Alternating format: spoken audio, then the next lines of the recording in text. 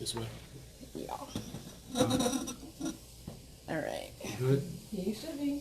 So that'll connect on there. It's show we're that live right now. All right. So let me get ready. I'll get ready.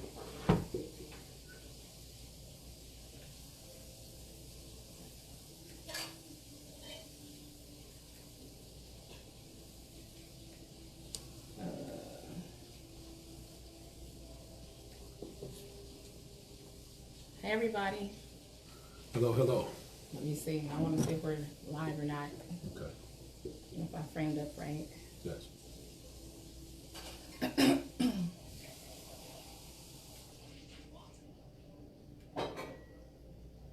me see.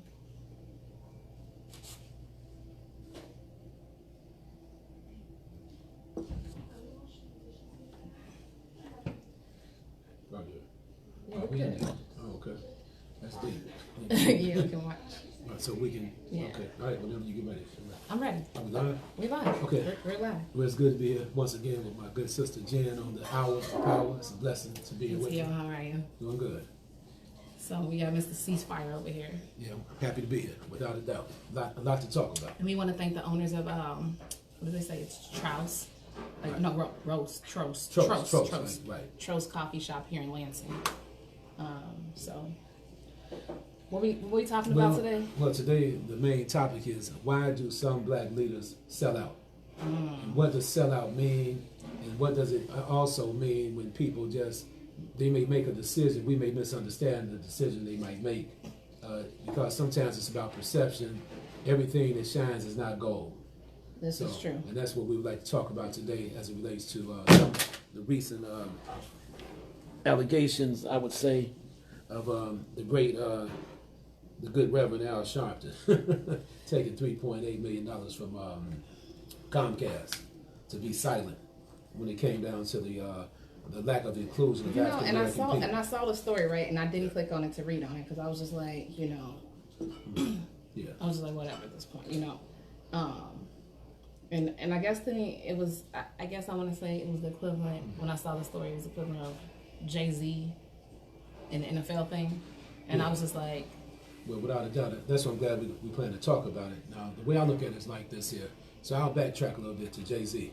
The only issue I have with Brother Jay-Z is when he made the comment that a lot of African-American young men, this is once he got the contract with the NFL, all right? Okay. He made the comment that a lot of black men are basically very angry at cops because they have not been raised by their fathers. Now, for him to make a statement like that, I think he's far off the mark, so to speak, because and I know that a lot of the interactions with police and African American people in general historically has been combative. That doesn't make it right, but you have it's been proven that a lot of police shoot African American males because some of the police are scared of African American males and they figure they can shoot a black person and get away with nobody's going to say anything. It has nothing to do with your father being in the household. I was going to say, because there's white kids that don't have daddies. Exactly. There's Latino kids that don't have daddies.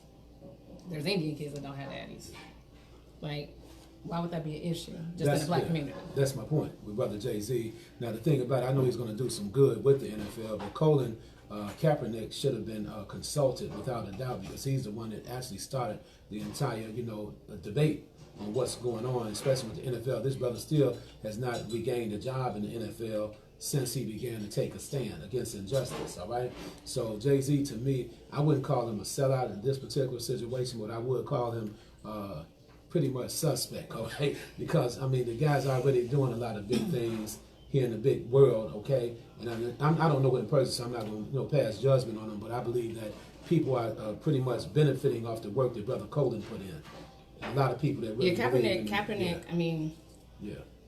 I guess that's the equivalent of the Olympic athletes holding up their fists back in the 70s. Yes, and, that's what he and did. also the white boy that just took a knee too, and they had a hissy fit that he took a knee, but he was like, I see black athletes suffering. He was like, I get pulled over, it's a different, and he said that I get pulled over, it's a different ballgame than when a black person gets pulled over. Well, we just saw a video earlier today where a young man was interrogated by the police because he was eating a sandwich. I forgot what state it was in, but the brother was eating a sandwich and the police was trying to arrest him for unlawfully eating a sandwich somewhere. Unlawfully eating a sandwich.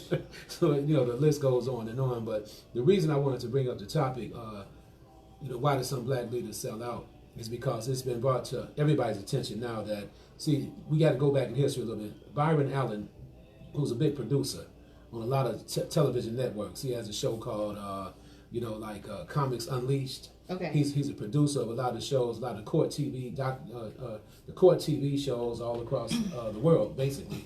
And he's suing Comcast for over $1 billion for their lack of inclusion of black programming on Comcast, all right? No, I saw that. You saw that? Yeah. So it's been revealed in the court transcripts that Reverend Al Sharpton actually took $3.8 million to be quiet, hush money, not to speak out against this particular issue.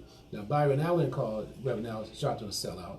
And, I looked at the money trail, though. So what I did, I looked at the money trail. There are some court documents, or documents, per se, in the New York Post, where Al Sharpton, some of the money went to his organization, the Black Action Network, whatever they called it, Action Network. Some of the money went to the Urban League. Okay. But the thing is, Al Sharpton hasn't made any comments about Comcast. I mean, he's been very quiet about Comcast. So let's say the allegations are false, okay? Let's just say that. But the thing is that, let's say they're true. If they're true, that means he directly sold the people out. Now, my problem is this. There's nothing wrong with a leader getting some money. Get the money, take the money, but let the people know what you're doing, opposed to you just going out there getting the money, and then it comes up in a court document. It makes no sense. That's a direct sellout, in my opinion. I guess my personal thing is that how are you a civil rights leader if you're not trying to fight for civil rights? Let's not talk about the sellout part, but if you're a civil rights leader, shouldn't you be speaking up on civil rights issues? Well, it's definitely a civil rights issue, the way they're starting to, what you might say, not include black folks in their television programming. So that's beyond a civil rights issue. It's a discrimination issue. But right now, Al Sharpton is discriminating against our people. By him taking the money and being quiet, that's a form of discrimination. No, I got you. Right. So therefore, it really hurts when it's coming from one of your own. Now, the problem is the history of selloutism in the black community is real deep, okay? The river runs real deep. I mean, we can go back to slavery. That's what I'm talking about. You got to go all the way back. Back to slavery. We can go back to slavery. When people used to go tell the master, Johnny Brown trying to escape. That's what I'm talking about, and that's exactly what I'm talking about. The Harriet Tubman, the whole Underground Railroad, and how many people tried to snitch. Right. I'm like, why Well, what happens, some people feel that they want favor with the master. They want favor with the people in power. Let's talk about that for a second. Master. Yeah, people want favor. I mean, the reality is that a lot of people, see, we've been taught to believe, throughout the centuries that, the people in power, the people with the big money, are the people we got to kowtow down to, so to speak, yes, sir, and all that kind of stuff. So people want favor. They want to get inside. The plantation, the brother in the field want to get in the house with the master. Right. Because if you got in the house, that means you can sit on the rocking chair every now and then on the front porch. That means that you can drink some lemonade every blue moon in the house. Right. While the field brothers out in the field and the field sisters. So that psychology was passed down from generation to generation. And so what happened, the black preacher became the figure that everybody would look up to. And the masters, even up until today, they use the black preacher to calm down the community at large. Right. The masses perceive people in power the same way the black voters are hustled. They use black preachers to get access to the black community.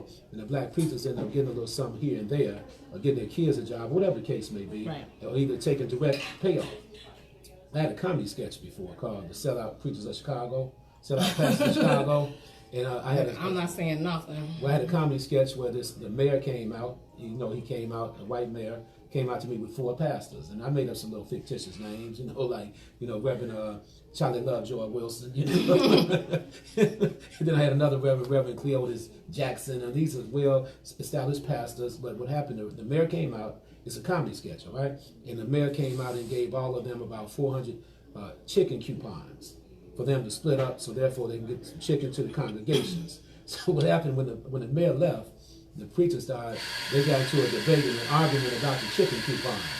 Because some of the chicken coupons, some were from Kentucky Fried Chicken, Harold's Chicken, and you had Popeye Chicken, and then you had Uncle Remus Chicken, like here in Chicago.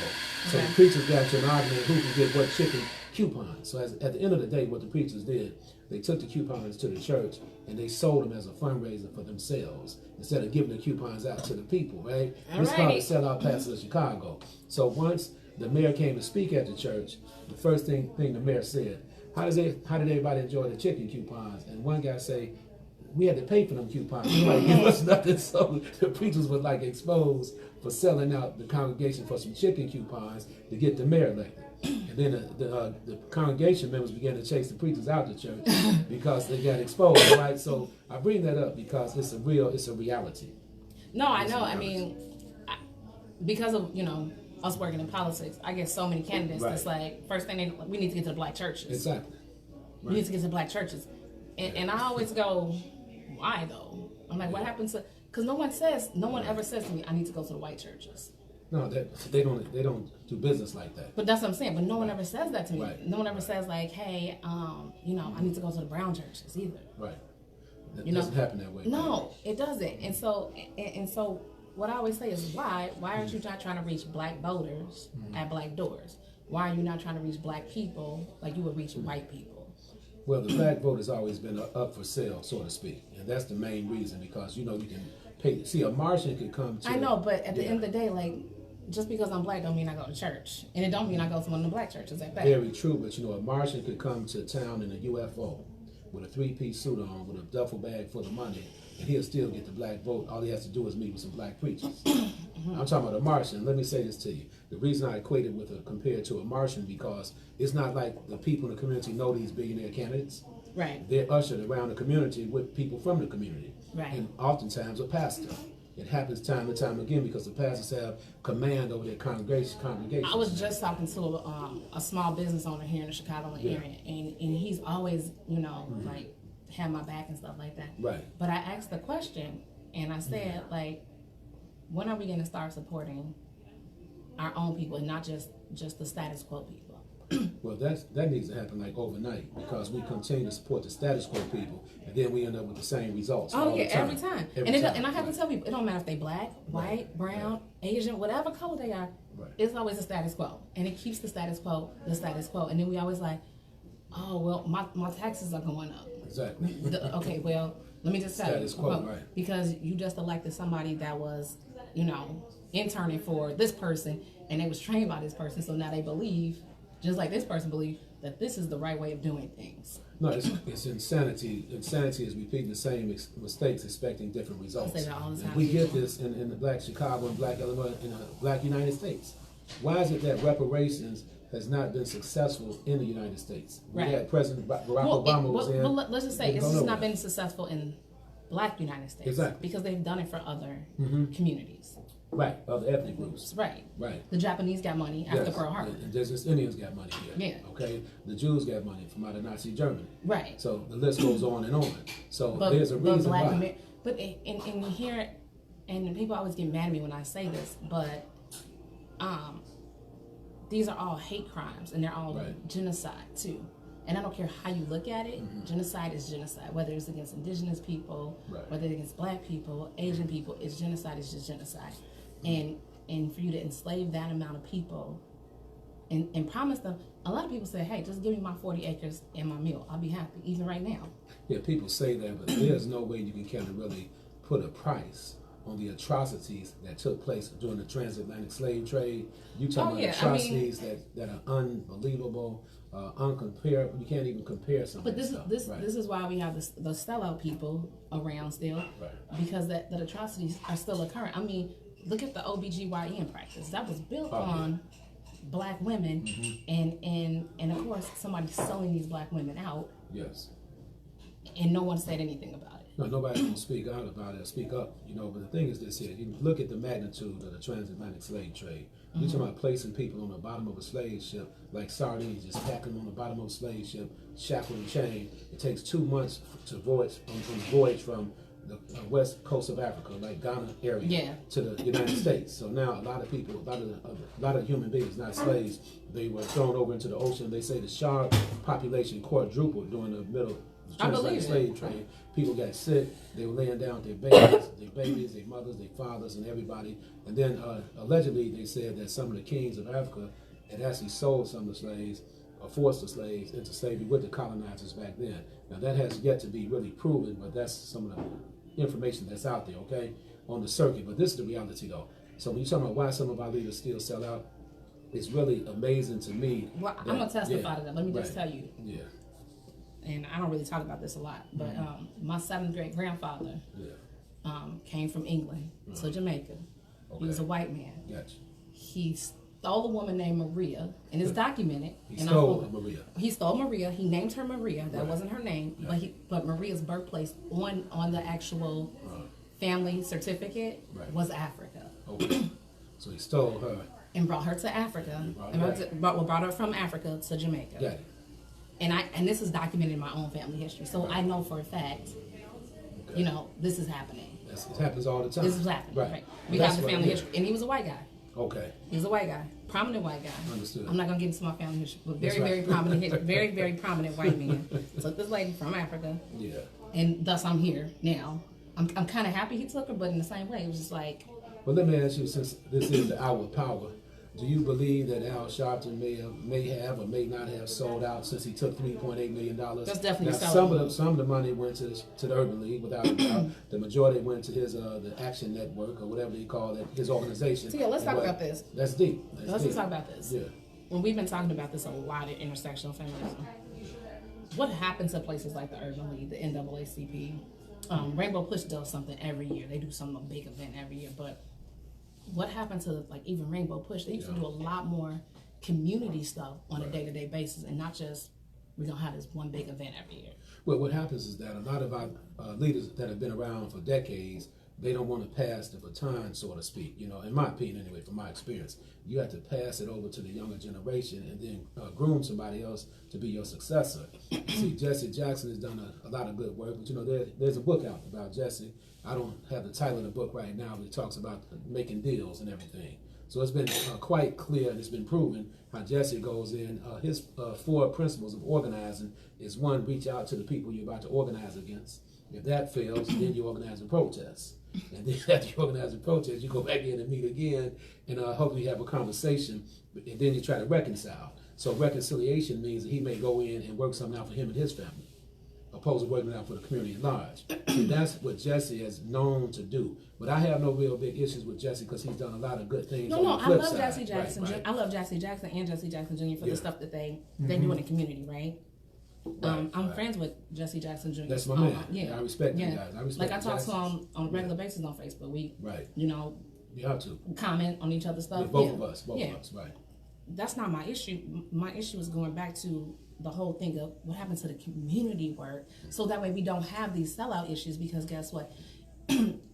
if Reverend Al Sharpton wasn't just Reverend Al Sharpton by himself, and we had like 40 or 50 different Reverend Al Sharptons, this doesn't happen, because Comcast is doing the numbers, and they like, well, okay, we got to give each person $3 million. That's 120. You know, that's 120. And if we had 200 of them, okay, we might as well just sign this deal with him. So that's what my question is like, why don't we have in every state 2 or 3 Al Sharptons? Right. I like it. I love it. I like the way you're laying it out. That's the landscape. I'm just doing the math. And mathematically, if we had that, could I mean, you wouldn't have this issue of did he sell out or didn't he sell out, right? Exactly. And let's just say Al Sharpton is friends with Jesse Jackson and Jesse Jackson Jr. We know that. Right. You know what I'm saying? And at the same time, I'm just looking like, is anybody gonna say something? And I'm happy you did say something, because you're a high level person well, I'm in the guy community that speaks truth to power. I'm not so caught up in how people like. You know, I plan to do my research first. No one should ever speak out about an issue unless they do their research first. Okay, that's number 1. So it's not just something I put out there on an emotional kick, just saying the man jumping to a conclusion. It's in the court documents that he got paid some hush money to kind of basically like not speak out. No, and I did. I saw the story, like I said, and I just was like, whatever, until you said something in the car earlier. Yeah, without a doubt. And I remember seeing the story, but it was like, to me, after I read the Jay-Z story, I was like, so this is gonna be the new norm. We gonna find one or two brothers that I'm gonna help y'all, and then we don't really receive that help, because I mean, that's status quo. What happens time and time again is it's been happening so long, even in Chicago politics. How, you know, like the first Mayor Daley, you know, for going back in time, I wasn't around when he was around. I just want to make that clear. But I did my research. I read a book called Mean Streets by Andrew J. Diamond. You weren't even born yet. I was born. I did my research. That's the Kennedy era. I did my research though. Andrew J. Diamond wrote a book called Mean Streets. How the first Mayor Daley was able to have a code. Yeah, that's fine. He was able to partner. Make sure you take care of that code.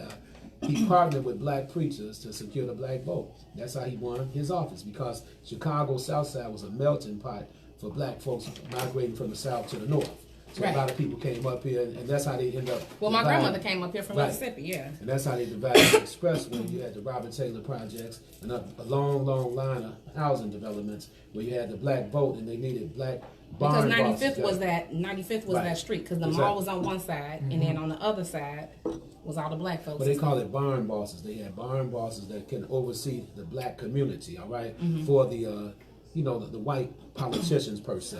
So, but everybody depended on the black vote to get in office.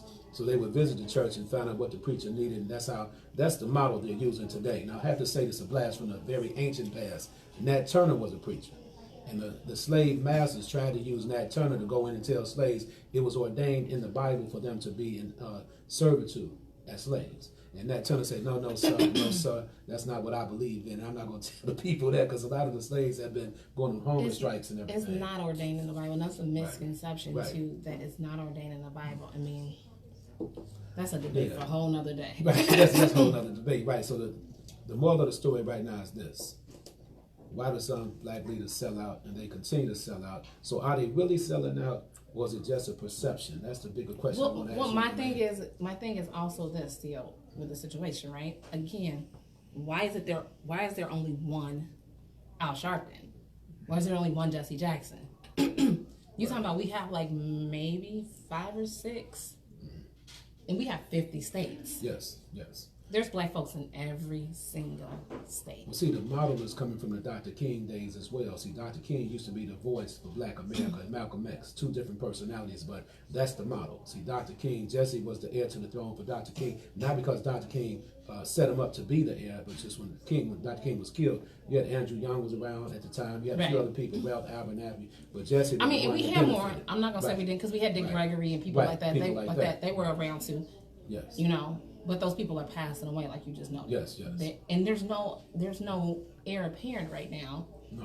No, because a lot of people, you see, it's 2 things that happen.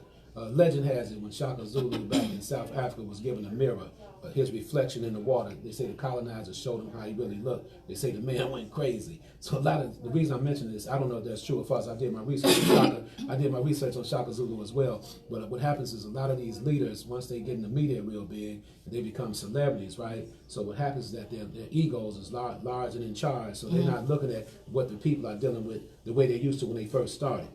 So what they're looking at now is personal gain in a lot of situations. So therefore, my thing with Al Sharpton, if he took the 3.8 million, which it appears he did, my thing, just tell the people you took the money.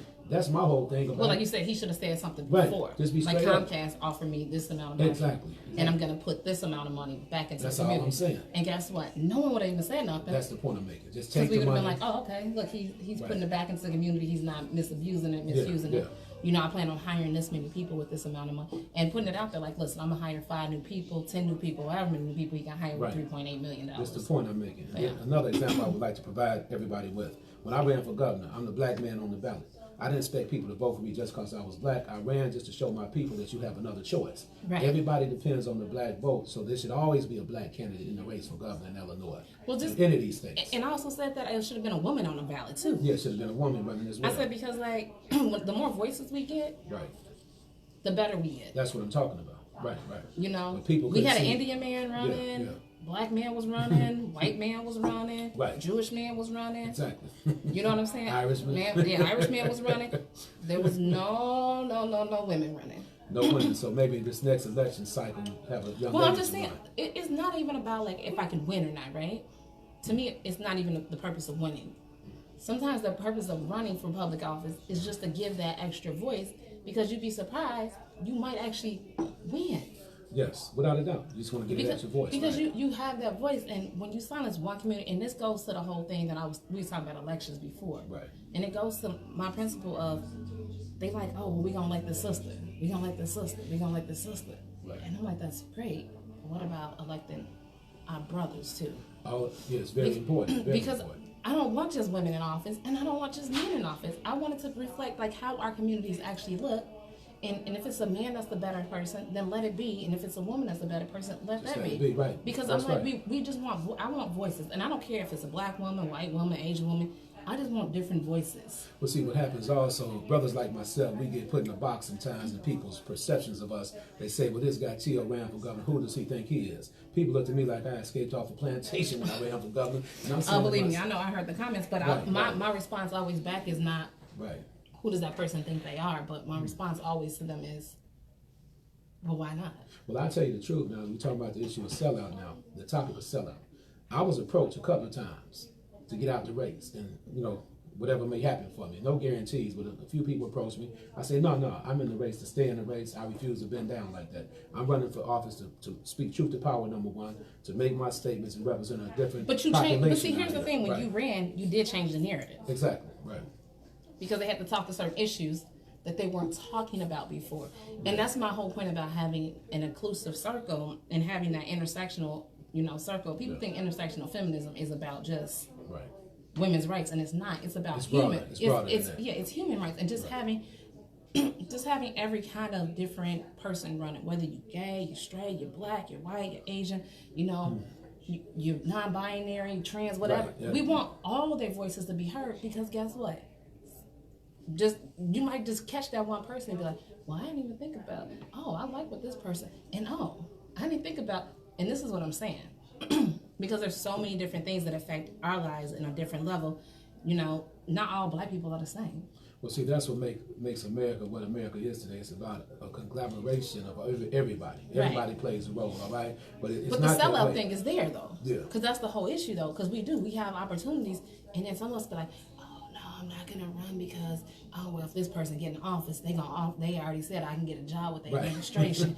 And I'm just looking like, why would you want a job with the administration when it could be your administration? That's what I was trying to tell everybody, was that people just didn't receive the message because the billionaire was passing money around everybody, right? And so, which is fine, again, which is fine, right? Take the money. We're not saying don't take the money. But don't force people to vote for that person either, just based on the fact that they're giving you money. Well, Harold Washington once said, take their money but vote for me. That's what Harold Washington said. So I'm not saying that, but I'm saying that. That was my motto, that's right. So to make a long story short, why some of our leaders still sell out is because they're not being held accountable. See, let's say Al Sharpton, let's say the information's out there, on the web, give or take, let's say it's 98% correct, right? Mm-hmm. He should be held accountable for selling out. There should be some protests organized his way so he can let it be known. We're not see the thing. But that's my issue with the black community in general. When it's our own, we don't say nothing. That's my point. That's why I brought it up. And this is why white folks be like, "How does Black Lives Matter?" Because when it's your own people, y'all. And I get what they're saying. Don't get me wrong. Right. I don't agree with most of what they're saying. Right. But I get what they're saying when they bring up points like this. Like, why aren't people? Because if it was a white guy that did this, he would be held accountable to a degree. But Black America be up in arms. Be pissed off about it and be going crazy. Right. But it's a black man, so we're just like, hey, Yeah, just let it ride. And I don't get it, because I'm like, we shouldn't be selling out our community. No, we shouldn't. We should be helping our community grow, develop, make sure. I sound like I'm talking about GD Nation right now, but I'm not. But I'm serious. But grow, develop, working on infrastructure issues, making sure housing issues are available. But we talking about one man right now, and it goes back to my question. Right. Why aren't there 20, 30, 40, 50 Al Sharptons running around here? Well, this is the thing. The concept is this. Most of our people, not all of our people, some of our people, are just thinking individually, okay? It's about the individual making it to the mountaintop. It's not about the people. It's about me. I need to shine and make sure that my message is out there. I represent the people, but you're really representing yourself. But because we're working from an old model, it appears that these are the people that are speaking up for Black America. But that model is outdated now. It's outdated. Yeah, because I'm like, I hate to say it, but he doesn't represent me. That's the point I'm making. But if you ask the populace of white people, they would think the Al Sharptons and the Jessies are the people that represent Black people. But they don't. Now, we know that, but that's the issue. That's the issue at hand right there. Yeah, but they don't. We have to change that narrative. It's up to the younger people now to step all the way up to the plate. A lot of young activists with Black Lives Matter, they stood up to this particular issue. I had some friends down there that was protesting when the original protest happened. I had some friends, and they was calling me like, "Jen, you coming down here?" And I was like, I think I was pregnant at the time. Well, the young brothers in Ferguson told Al Sharpton he couldn't come to Ferguson with the BS, okay? They just told him straight up, and he had to leave immediately because some people see through this kind of nonsense. I'm not saying Al is a bad man. I know he's done some pretty good work. He's done a lot of great things. Yeah. But you know, this is totally unacceptable because all he had to do. Now, I come from organizing. I can remember sitting at tables here in Chicago where we used to organize against construction companies for not hiring enough African American males to work on the construction sites, right? And why they were getting all these contracts. So one day I was at a table. I won't mention the brother's name, but he had taken a $20,000 check from a construction company, somebody he represented us. So we had this big round table, and the guy that gave him the check was there. And now this guy was talking some good, because we'd already told everybody, if you take a check, just let us know. We ain't got no problem with you getting no money. But he kept it hush-hush. Right. He didn't know the guy was going to be there. So we had a regular monthly meeting. He had the table grandstand. Somebody, yeah, I stood on them people, and I let them know if they don't have no black folks, we're going to shut them down. Right. And the guy said, no, that's not what you told me when we met. You took a $20,000 check. And so we looked at that brother. We had to expose him. I'm not going to tell you what happened at the table, but that didn't. Well, I mean, I think that's just BS anyway. Like if you, like you said, if you're gonna do something like that, at least bring it back. My whole thing with a lot of these community activists, people, they're not real community activists. People, there's people that talk about stuff. You know, they won't show up when we call them and say, hey, we having a protest over here. And the question is, well, how much media you got coming? Yeah, they want to know where the cameras are. Yeah, but I'm like, why are you only coming when we got cameras? Plus, there's not a lot of money in the movement. If you're in the movement for real, it's not about the money. No, it's never about the money. If I was having social media nowadays, you don't really have to worry about the media, how many cameras are coming, make your own media. Right. That's the key right there. So the moral of the story here in today's discussion is that the sellout will continue until people are held accountable. That's the way it happens nowadays. It's going to keep on happening until, like, for example, if 1,000 people were to show up and protest Al Sharpton, it would seem kind of crazy because he's used to protesting people, right? I don't think he can handle that. Right. I'm not saying, I'm talking about peaceful protests, is letting the man know you need to sit down, you don't represent all of my people, and that $3.8 million you got, you need to share that with the community at large. And my thing is, do you think that he's going to release a statement with everybody talking about it now? Well, he said it's a frivolous lawsuit. You know, that's what he's saying now. But nobody's suing him. Right. This wasn't about you. Right. This wasn't about you. That's what I'm saying. That wasn't ever about him. And Byron Allen even made a statement saying the man's a sellout. Byron Allen is going all the way to the pinnacle here with Comcast, letting them know. It's supposed to be going to the Supreme Court. Exactly. Right. So I'm talking for billions of dollars. Right. So this brother here he had the backbone and the fortitude to sue a giant like Comcast. And a lot of black folks use Comcast, so why not include African Americans? I mean, this is actually, let me just say this in full disclosure, we're using Comcast's internet right now, so make sure this goes live. Well, that's fine. I mean, but that's what you're saying. They're using, we pay for their services, we use their services, but then we ask, can we be on your services? The answer is, no. We'll take your money. You can use our stuff. Yeah. But we don't want you on our TV. That's what I'm talking about. It's not right, and I understand both sides of the coin, but it all comes down to black leadership. Why do we continue to sell out? See, if we were unified, like I said, why don't we have 50 or 60 Al Sharptons or different types of this people? is where I'm at right now. I just keep saying, like, even with the Facebook thing, I don't know if you read the story about Facebook, right? And how they're blocking. Mr. Farrakhan? No. Well, they block it. Like, my page is, like, constantly being blocked. It's constantly being blocked or, shut down. And so some of the employees at Facebook, some of the black employees are saying they experiencing the same stuff in the workplace. Oh, yeah. No question. Like, Facebook is shutting them down, blocking them. And then people are asking them, they're like, well, why y'all keep talking about it? And a lot of them are saying the same thing you're saying. Well, I ain't going to sell out. No, because that's the reason why I told you. This might sound comical, but I told you this before. I wanted to really produce a show called The F You Show. Where I can just cuss people out live on the show, especially if something's relevant, something is real, just cuss the people out. There needs to be another outlet where people can just be straight up like that. See, a lot of people are concerned about being politically correct. People are concerned about their jobs. They're concerned they can't even speak up. Well, I'm not even talking about, not even that part for me. Yeah. My part is that, like, if your Facebook, why don't you want to have minority voices being heard? Well, yes, without a doubt. Especially when those minority voices can help build your platform even further and increase your revenue stream. Because, like, you blocking me out, I'm not paying to boost nothing. Well, it's always, you're going to have people that are in power that want to censor what you say, especially when you start reaching the multitudes of the people. See, I've never been suspended on Facebook because when I talk a certain way. even though I'm getting my message out, but I say everything. Oh yeah, but you way. won't say the stuff that I said on Facebook. No, I'm not gonna repeat it because I know they'll cut my video. No, I've been more outspoken than most on Facebook, but the thing is, I say everything a certain way, so you can't really just pin me down to a particular. Like, for example, just because you don't agree with something does not mean you're against it. Right. People get caught up in that. So when I speak about it, my thing is not to really offend people, but just present the truth from a different perspective. Right. A lot of people are not ready for that. Some people get stuck on it. We all have a voice, right? That doesn't mean I'm against you. That does not mean I'm against you. I have to tell people all the time, we can be friends but disagree on a certain issue and still be friends. Like, it doesn't have to be either or all the time. But isn't that the true definition of a friendship? Is that we don't always agree on everything. I have close friends of mine that don't agree with me all the time, but we kind of work it out. Now, there's an old saying of one of the generals from the army some decades ago. He said he met with the enemy, and the enemy is not all that wrong. They're not. That's profound. Okay, we're back. We're back now? Yeah. Okay, good stuff.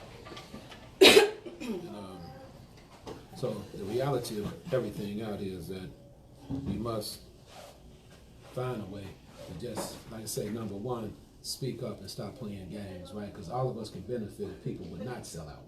That's the bigger story right there. Yeah, and also, like, it'll strengthen our communities, too. If everybody could benefit, the $3.8 million could have went into some other type of fund to help ex-offenders that were wrongfully incarcerated. We could think out of the box. Or it could have went into journalism to help young black people. Exactly. Learn single mothers. Yeah. Well, I mean, yeah, you can train young single mothers. You could have went into journalism to learn how to even do TV. Well, I have to inject a little comedy in here because I saw a video of Al Sharpton dancing like somewhere in New York City. He was dancing, doing all these kind of moves and stuff. I can see why he's dancing now. You got $3.8 million, I'd be dancing too, right? Well, that's on top of the money he already had. That's what I'm talking about. So we'll see what happens as we move forward. But I think this is a real good conversation. So the douchebag of the day is Al Sharpton. For taking that money like that. Taking $3.8 million from Comcast, knowing that Byron Allen, another brother, who happens to be married to a white lady, which I don't have no problem with. Well, I'm here to white boy. That's what I'm saying. I don't have no problem with it. I want to make that clear. That's his wife. Love has no colors. I got that. Right. But the thing is, you have another brother that's suing a major giant, Comcast, for not doing right by black that's folks. the thing that kills me sometimes with our black leaders. It be sometimes white folks that be more woke and more sensitive to our issues than our own people. Yeah. And I be looking like...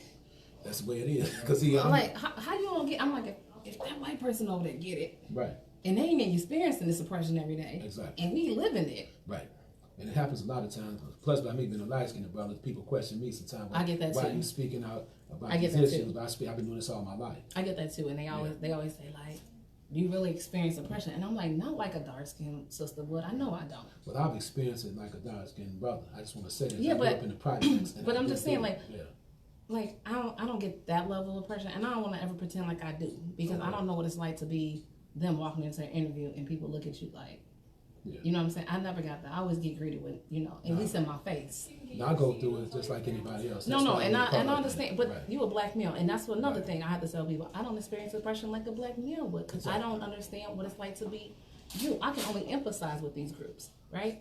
But that empathy should take you to that next level anyway.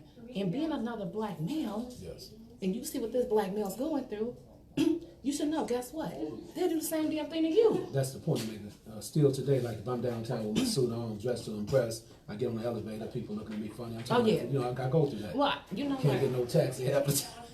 or people clench the bag, or the woman walk across the street. That's what I'm talking about. Lock the doors and stuff. See, I've never experienced that, right? That today. Right, I've never experienced that. But again, I'm not a 6'2", 6'3" black man. That's right. Look at America. Yes. I go through it all the However, time. I will say this. It doesn't matter if you're 6'3" or 6'4", black, white, Chinese, or whatever. If I see a dude, I'm not getting an elevator by myself. That's right. I don't care. That makes sense. Rape culture is real. That makes sense. So at the end of the day, the sellout will continue until we hold some of our supposed leaders accountable. If we don't hold them accountable, we're going to continue to struggle with this issue. The individuals will benefit. The community will continue to lose. In Chicago, just bringing up the numbers for a minute, over 180,000 African-American people have moved out of Chicago over the last 15 years. Right. Okay? And it's a mass exodus of black folks leaving Chicago because of the high taxes, the gun violence, and because a lot of our so-called leaders haven't. But you and Kennedy was talking about it when y'all was doing the election. Right. And people weren't hearing y'all. Exactly. And I kept telling people, I'm like, only 2 people talking about the real issues is Tio and Kennedy, because y'all was talking about something. And Kennedy said it. You take the schools away. You take the housing away. Right. He was like, you take the hospitals away. Exactly. He was like, you take the grocery stores away. He was like, what you got left? Zero. You have nothing. He's like, you don't have no community. He said, he's like, there's no infrastructure here. Exactly. He's like, the housing situation's horrible. You know, people fighting to get up to code with the city. Yeah, It's a constant battle with the city just to get the you need this, you apply for this, and we'll send you this, you know, and you can't even get permits, so you're fighting with the city to get the permit. Then your kids' school was shut down because Ron was shutting all the schools down. Right. This is before Lori. Ron was shutting all the schools down. The hospitals. Yeah, everything. It's still like no major hospital, a trauma 1 center like that on the south side. You gotta go. I mean, like if you in Roseland and you get shot, Right. or even out like in Burnham or something like that and get shot, you gotta go all the way to University of Chicago, Right. which is like 20-30 minutes away Get some real good to get help. help. Right. To Well, get see, there was a study that was just done. They compared people that lived on the south side to people that lived on the north side, and the life expectancy rates are like at least 75 years old for the north side. It's like in the 60s for people on the south side. Of course it Some is, because Inglewood. because like I said, and that's what Kennedy was talking about. Where's the hospitals? And then let's talk about. I had to explain on this page what a food desert was to people. Okay. And I had to show them a map, and they was like, "Well, there's one like 2 miles away." And I said, "That's fine, right? If I had a car, but I don't have no car. But you couldn't get there. So how you get there?" Right. I'm like, you don't have a car, and then we talked about. They was like, "Well, they can put one." I said they could, but they not. And you talking about community leaders, where on the south side of Chicago, almost all the community leaders are black, right? So we like, where's the grocery store? No, people. Where's the hospital? Yeah, where's the hospitals at? So we had to Not fight. not in Hyde Park, but like you said, we coming out to the south. Where they at? Well, plus we had to fight for them to kind of open up trauma centers on the south side as well. So I said we only have one. That's what I'm talking about. So we had to keep fighting, and it's totally. We have one. University of Chicago is the only one we have. And then we had some. And that's in Hyde Park. That's what I said. In Hyde Park, right? So if you get shot in Hyde Park, you might be okay. But shot in Rose, that's what I'm saying. On the southeast side of Chicago, we got some problems. That's what I'm saying. Yeah. You have some serious problems. You really do. So if you almost better coming out here to Monster Community in Indiana, if you live in Roseland, so they can stabilize you, than if you are to go all the way to the University of Chicago, which is crazy. Well, the selloutism continues. That's what we talk about. Well, that's my whole point, and that's why I said only. And then you brought up some issues too, because you was like, well, if you keep locking all the brothers up over petty drug crimes, like, oh, he got a couple bags of weed on him, going to jail. Going to jail, no matter what. And right now, 46% of African American youth between the ages of 16 and 35 are unemployed in Chicago. And Baltimore, similar numbers. Philadelphia, similar numbers. Yeah, it's not a Chicago issue. I keep telling people that. No, we're talking about the world. We're talking about across the United States in particular. So we got issues out here, but hopefully we can redeem ourselves and stop the selloutism so that the community at large can benefit. That's and this is the crazy thing. You can't blame white folks for this. No, you have to look at your own people. This ain't white people that's doing this. Black death and the black vote is a big hustle. I'm talking about that's my theory. This is not white people doing this to us. No, this is our own people doing this. And I have to say that we have in Chicago, and I'm not talking about the other cities, but a majority of the elected officials in Cook County look like me and you. Yes. And now, you have a black man in Chicago now, a black Cook County board president, you have a black attorney general, black attorney general, a lot of black elected officials, but our community still. We have two. Cook County attorney general and our state's attorney general. That's what I'm talking about. are black. Yeah. Like you said, our lieutenant governor's black. And we still almost have 500 homicides for the year 2019. Our crime control is Latino. Exactly. So that goes. It's not a breakup, and that's why I'm telling people it's not a black or brown issue anymore. It's a matter of them keeping up the status quo issue, and how do we break that status quo and not keep selling out.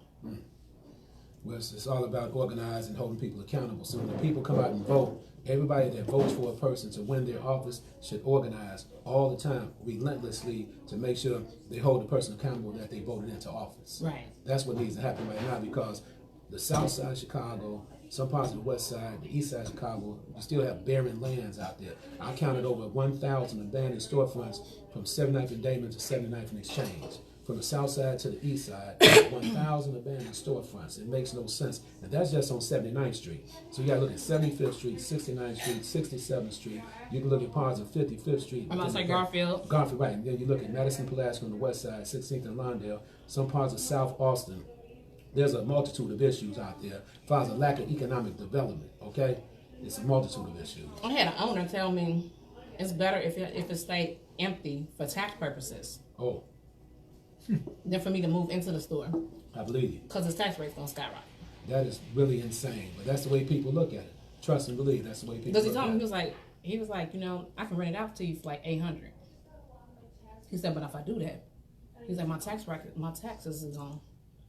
Go through the roof. Well, he was like, pretty much, I'm just gonna be pretty much just paying the taxes on it. He was like, I would still probably be a couple $100 short. That is really crazy. And I'll tell you something also. It was revealed in Chicago, Cook County, really just Cook County, that the former assessor, Joe Barrios, was actually inflating taxes in poor communities. Mm-hmm. And you look at the disparities from like Skokie, parts of the far Evanston. Well, Bruce Brown brought that to everybody's attention. Yes, he did.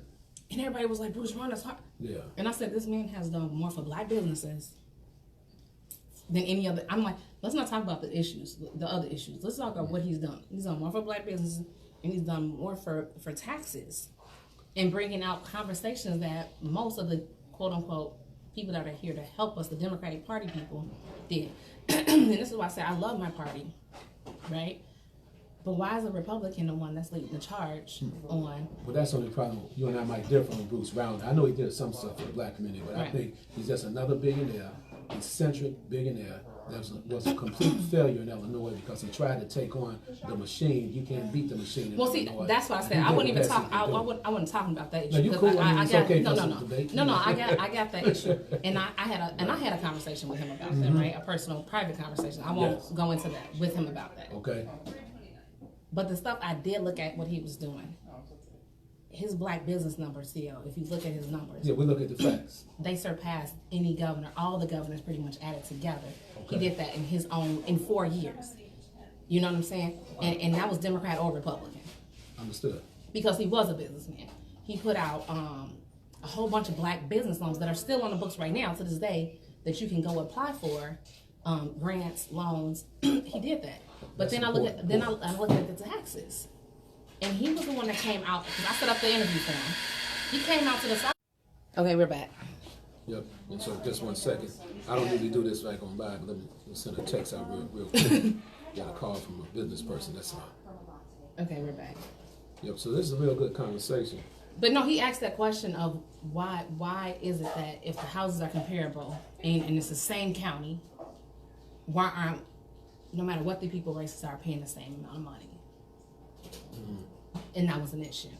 Yeah, so no, that happens all the time because I'm glad Bruce Brown brought it up. But the thing is, he's a billionaire. Right. And he's going. Well, he said that. He said, I'm paying less money than some of these people are paying. And he's like, I'm a billionaire. That man make around $20 million every second. Okay, so the problem, what I'm saying is this. These billionaires do not know how it feels to rob Peter to pay Paul to put gas in your car. No. They will never understand. But he came from that situation. He came up poor. You know, he did. Yeah, he did. He came up poor. But that goes to the question that he did ask though. Yeah. Why am I a billionaire paying less taxes than some of these black folks? They ain't billionaires. Well, he brought that up because he was running for governor. Was he concerned about that before he ran for governor? He did. He brought that up. He brought that up before. Okay. He brought that up during his term. He kept bringing it up, and he kept asking. No, I'm asking you, did he bring it up before he ran? Yeah. No. He brought it. No. He brought it up while he was governor, and he said he started looking into the tax disparity because he said he was getting a lot of calls from he won on the back of blacks. So he said he was getting a lot of calls from the black community. And they was like, well, you told us you were going to promise to do something. He said he started looking at it. Okay. He said about a year into it, he started asking questions. Okay, why am me being a billionaire is my taxes lower than those folks over there? But he finally moved out of the state of Illinois. I don't blame him. I don't blame him. When he lost the election. But he went down in history as the worst governor of Illinois. Now, you can weigh the pros. And that's what I would agree probably with that too. No, you can weigh the pros and cons. But like I said, he tried. He tried to do something that that everybody says that they're going to Yeah, he gave it his best shot. I give him credit. Yeah, he said I'm going to take on the Democratic machine, which was crazy as ever. You don't take on the Democratic machine. Well, he's a billionaire. He had the best chance ever. Yeah, I know, but still, you just don't. It's certain things you just don't do. Right. But the questions that he did bring up and made me think as a Democrat. Okay. It had me thinking. Right. Why is this billionaire paying less taxes than? We're set up that way. It's set up to protect. And I was looking, and you know what I did before I even met with him. He was right. It was a guy in Markham. We talking about Markham. House valued at $100,000. This man is paying $14,000 a year, Tio, in just taxes. That is totally crazy. That's the same. Hold on, wait. That's the same amount that Bruce Rauner, with his estate, was pretty much paying. It makes no sense. So and he said that. He said that's pretty much what he said. I'm paying a few $1,000s more than that. So all of this took place under Democratic control. This is all the stuff. And then he had asked. He said, I went and asked, why are we not reassessing these people?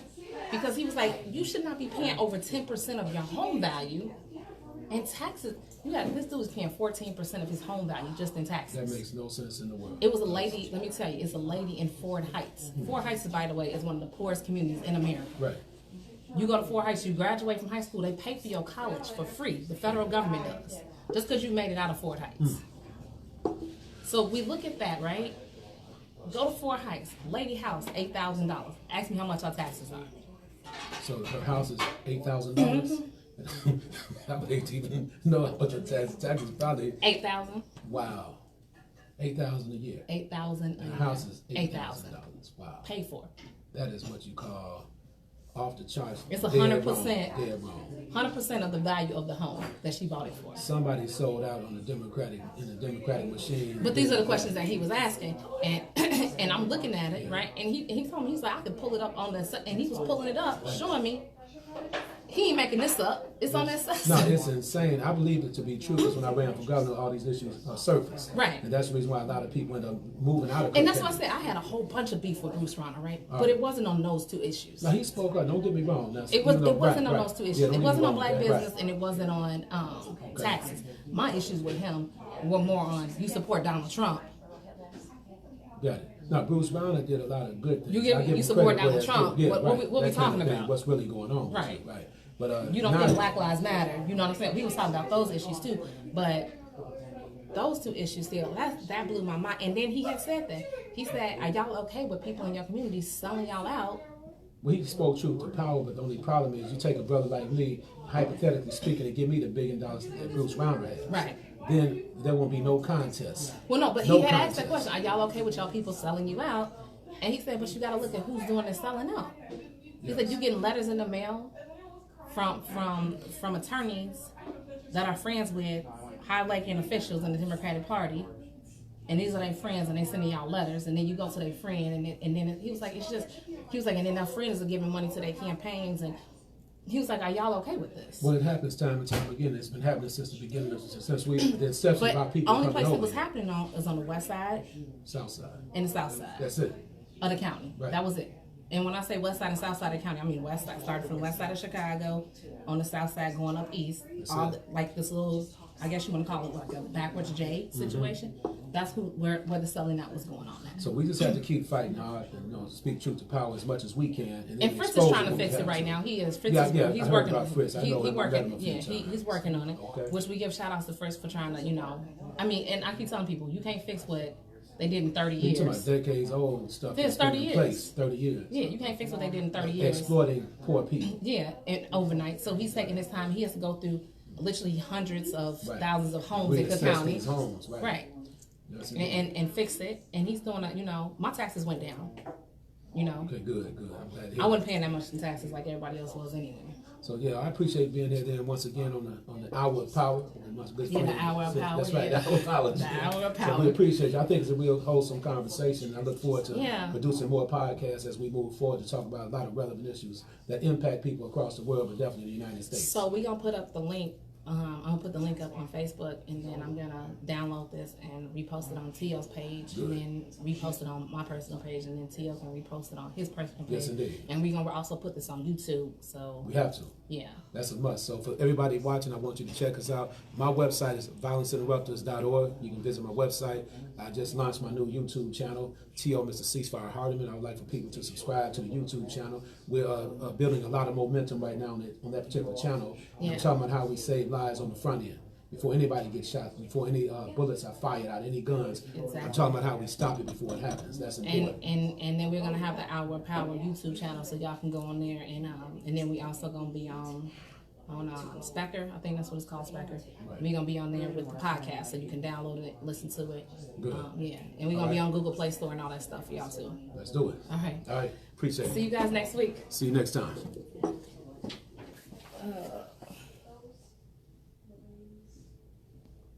Okay. So that was live.